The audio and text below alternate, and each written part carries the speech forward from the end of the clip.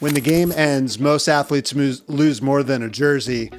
Today, Brad Hopkins is going to share how he rebuilt his body, his mindset, and his life after his time in the NFL. Welcome to Balls Deep, a humorous yet informative medical show with a mission of optimizing your performance in the bedroom, the bathroom, and the boardroom. I'm your host, Dr. Joe Pazona, a board-certified urologist and CEO of Pazona MD. We hope you enjoy. Now, let's jump right in. Stream team, welcome back to Balls Deep. Here we are, part 2 with Mr. Brad Hopkins. He was generous enough to stay for another episode and explore what life has been like after his time in the NFL. So, Brad, welcome back. Glad to be here. Thank you. Absolutely, man. So, let's just jump right in. So, playing days are over. I imagine from just both a mental and a physical side, a lot changed. Walk us through that sort of initial transition. Wow, that's a deep question, because playing as long as I did, Joe, it didn't take me long to realize that I really didn't have a skill set in much else other than knocking people down. Mm-hmm. And that transition of reinventing myself was not the easiest. Now, I had things that I felt passionate about, but were they going to be able to make me money? Was I going to be able to sustain the lifestyle that I had accrued up to that point? Mm-hmm. It was difficult. So those that usually can't play the game, they either coach it or talk about it. Uh-huh. So I went into broadcasting, and I had some pretty good success early on doing it, but I knew that wasn't going to be the only thing that sustained what I wanted to do in life. Mm-hmm. So I tried to become an entrepreneur in so many different levels, and I tried to tap into the network that I had created being a former player, mm-hmm. And it was hard, but it's not like the stress it went away by any means. It just changed. Mm-hmm. Now I'm sitting there having to learn the same things that people coming out of college were learning in a different skill set. I got my degree in communication, so that did allow me to be able to talk about the game, a little more eloquently than if I hadn't had a degree in communications, right? Mm-hmm.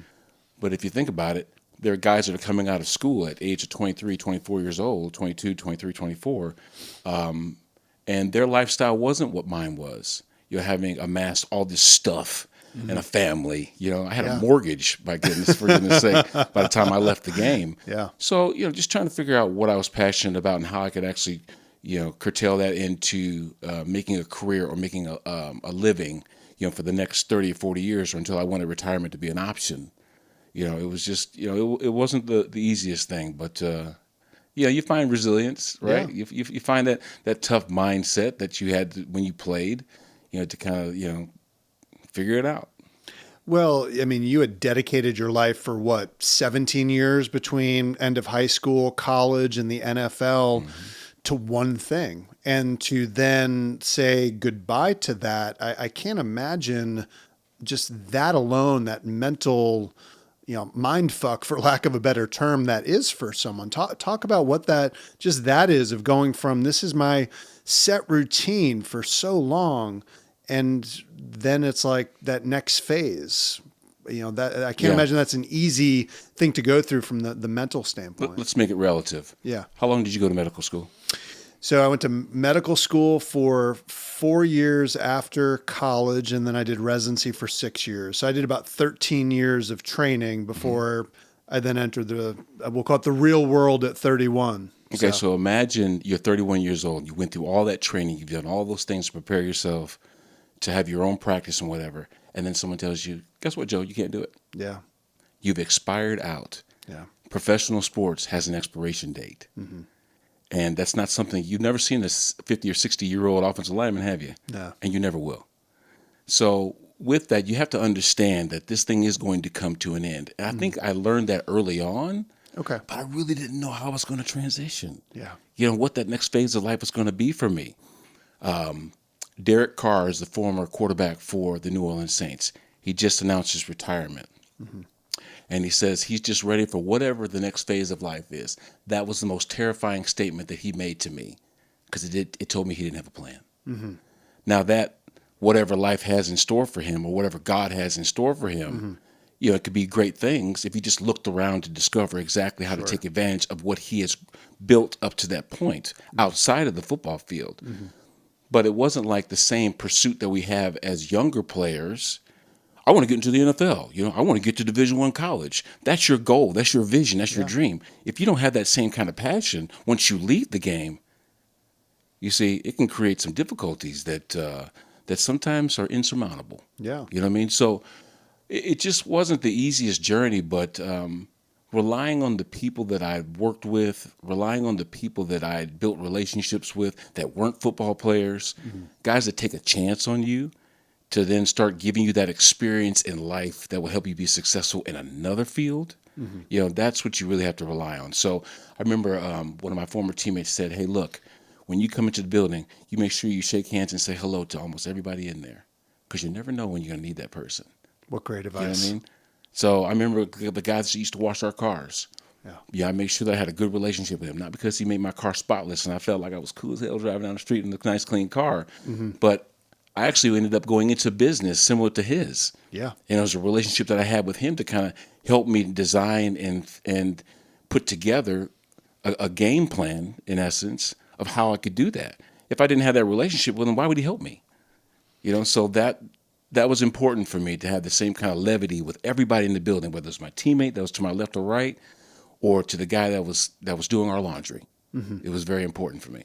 Well, what a beautiful story, showcasing your humility, showing the importance of having mentors who made you start thinking that. And you were obviously savvy enough, Brad, where you knew there was an expiration date. I think every athlete, obviously, if you ask them, they know that, but you had some intentionality behind it. You were thinking before that final snap of, hey, one day I got to be ready for this. And you were sort of already laying some foundations leading up to it that put you up for success. Yeah. After draft day, you don't realize that you are moving 100 miles an hour towards a cliff. Wow. Now, how are you equipping yourself to when you get to that cliff? Do you have a parachute? Do you have a glider that takes you from one end of the cliff to the other, whatever plateau, right? Or do you have an anchor? Yeah. That sends you to the ground faster. So you just really have to understand, while you're going 100 miles an hour towards that cliff, how are you equipping yourself for the next phase in life? Because you are an extremely young man in the pantheon of things. When you're in your 30s, if you're blessed enough to have a career that long. Yeah. But I would say sometimes there's an advantage of having a short career, because the average career life for an NFL player is 2 years. So if I were to go into the NFL at, say, 24, maybe I did all I could do. I really wasn't that good, and I left at 26. You'd haven't accrued or amassed a lot of junk. Yeah. You know what I mean? A lot of life. You still Life's can transition. simpler. You're still pretty fluid, right? Yeah.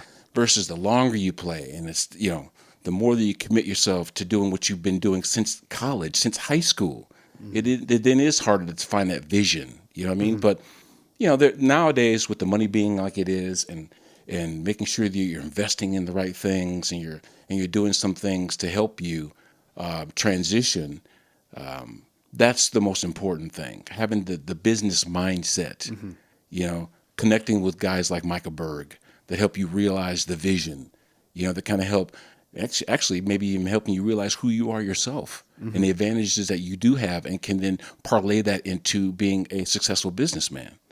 So the humility you mentioned, there's nothing wrong with asking questions. Yeah. There's never a dumb one. Yeah. You know what I mean? The only dumb question is the one that doesn't get asked. Yep. So I've learned a lot of lessons, sometimes the hard way. I did go to the University of Illinois, but I also went to the University of Hard Knocks, and it taught me a lot on how to be the best person I could be. I'm still learning, but there are some definite advantages of being in a sport, and then using the same elements of teamwork and accountability that I've mentioned in our first episode to be able to get to where I need to be. Well, your humility shines through, and I think that's why you have been able to transition with a good mindset, because we all hear the stories of the two ends of the spectrum. The athlete who either can't throw in the towel and just keeps wanting to play, and we all look at him and go, dude, what are you doing? Because he's scared. He doesn't know what else to do. Exactly. And that makes sense now, talking to you about that. And on the flip side, how many tragic stories we see of guys who were on top of the world and then struggle with addiction and depression and so many awful things, and sometimes a premature death. Yeah. But it makes sense to understand the environment that you were in, never mind potentially the head trauma and the violence and everything else related to it, but just the fact that your entire identity changes. And I get that too. You know, I started my entrepreneurial career at 43. Like, I didn't know what the hell I was doing. Right. I had to go from playing doctor to businessman. So that definitely resonates with me. But what also struck me about what you said, Brad, was you amassed skills, whether you realized it or not. And it sounds like you have realized that during your playing days have been essential post NFL life, right? Yeah. The teamwork, the discipline, the networking, like that's business. Business isn't that, it's not complex. It's simple shit, but it's the hard stuff of being humble and shaking that hand, asking questions, working with others that I think a lot of probably other colleagues of yours struggle with, because maybe they do have a little bit more of an ego, or they have fallen prey to certain other things. But it seems like you stayed grounded throughout all this. Yeah.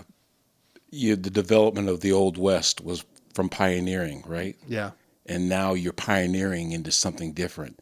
And can you last, as long as it takes to get the job done? You mentioned identity.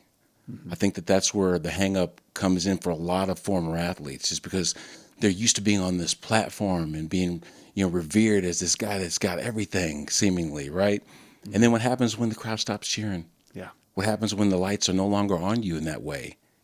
So for me, knowing that type of life is going to come to an end, for me, that was almost like, and just follow me here, it's like death. Mm-hmm. Yeah. I don't believe that death is, for us here, is the end of everything. Mm-hmm. I think it's just the beginning. Mm-hmm.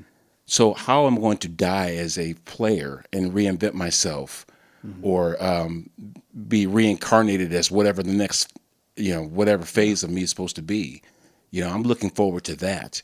And then having as much success in that space as I had when I was younger. Mm-hmm. You know what I mean? Because I want to be revered as a guy that figured it out. Yeah. That understands exactly what it took and what it takes, to get to that next level and be something.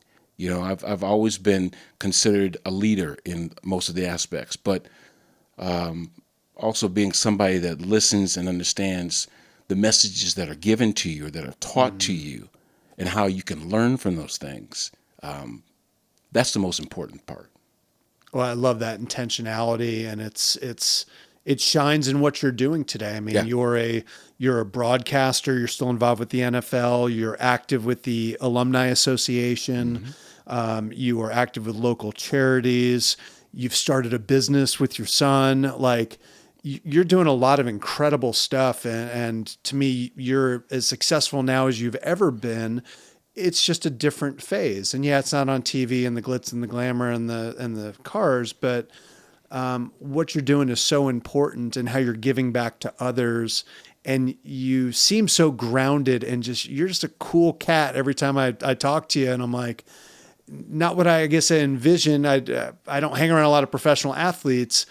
So it's so neat to see, and it's now making sense because of all those decisions you made leading up to this. You've been preparing for this second phase of life, and you're incredible at what you're doing. And so I think that deserves a lot of credit, Brad, because I think most people don't realize how hard that is to lose your identity. And so for you to be where you are, and just a wonderful entrepreneur and family man while still giving back, I mean, it's pretty cool stuff. Well, I wear 15s. You look like you got a pretty big foot yourself, but we still walk in the same shoes. Yes. We still put our pants on one leg at a time, unless you're Michael Burke and you just jump in the air and you just slide them on at the same time. But the thing is, you have to realize that in most instances, you're no better than anybody else.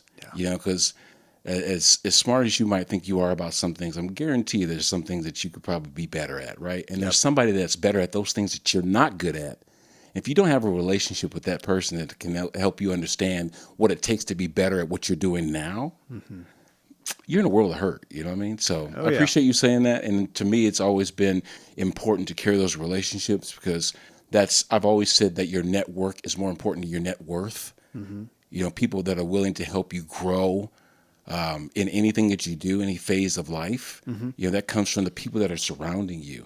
Yep. Versus what you've amassed, the stuff that we think we're going to carry with us to the next phase of life. It doesn't always get the transition. No. And that is for relationships. It's for your happiness.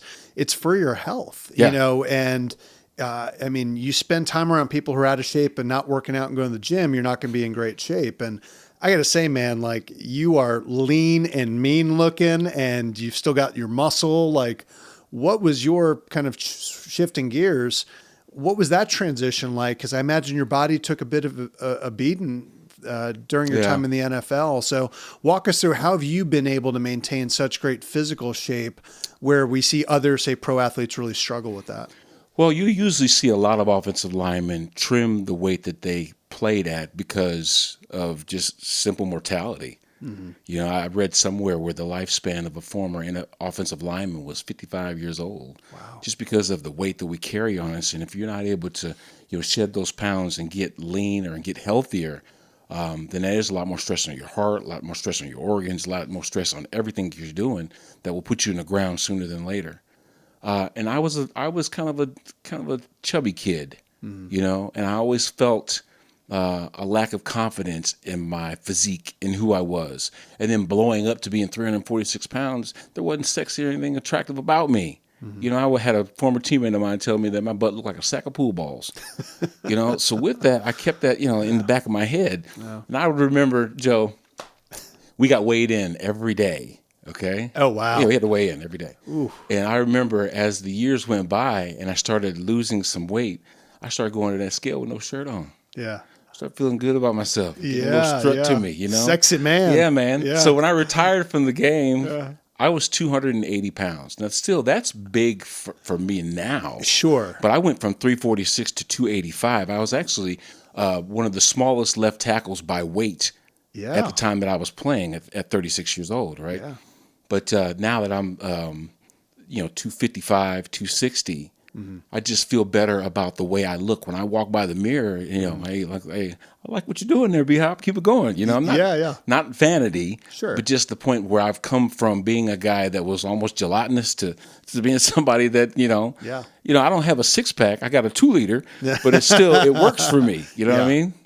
Well, it again points towards your intentionality. It sounds like you were already thinking about your future health from the physical standpoint, just by the amount of weight you dropped in your career. I mean, that's got to be unheard of. I mean, do you know of any other offensive lineman who dropped, what is that, close to 70 pounds while they're playing? Tons of them. But while they're playing, though. Good, that's a good point. You know. And you know what?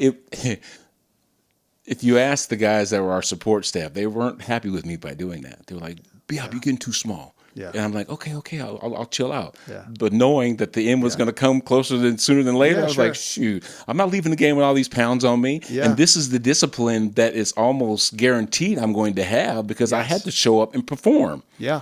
So I started losing the weight before I had to go do it by myself. Yeah. Now, I will say that I did go through a period, Joe, where I was just like, I'm done working out. I'm not going to lift another weight. Yeah. And then when the boobs start sagging, and the arms go away, you're thinking, hey, I don't like this physique that I'm now turning into. So let me get back in the gym and start doing some of the things, that make me feel better about myself. Sure. So I love getting on the bench Yeah. and grabbing those 120-pound dumbbells and doing benches, and I got guys watching me that are half my age. Yeah. You know what I mean? So to me, that makes me feel good. Yeah.